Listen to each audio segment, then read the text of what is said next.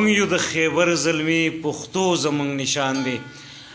کتونکو د تیر په څیر دا ویډیو هم پر رباب باندې ښاغلی یوسف استاذ او زمونږ خوږ ملګری په طبله باندې د طبلې استاذ ښاغلی لالزاده صاحب چې په لالونو پیژندی شي هغه په طبله باندې و.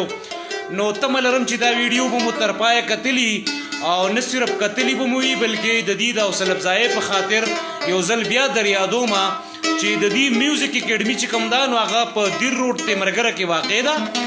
د یوسف استاذ ځای دی د باټا سروس باټا شوز د پاسه به چې کوم دریم منزل دی په هغې باندې دې اکیډمي ده.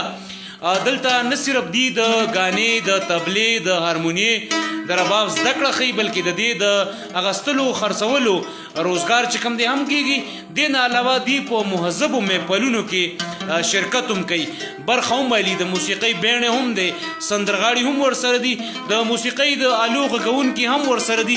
نو که تاسو خدای دې وکړي په تاسو خادیان راځي نو د یوسف استاذ او لالزاده استاذ د دې اکیډمۍ خدمات ترلاسه کول مه هېروئ، موږ سره پاتې شئ. وروسته دې نه یوه بله سندره هم اورو، تر دې دمه د پاتې کېدو یو جهان مننه.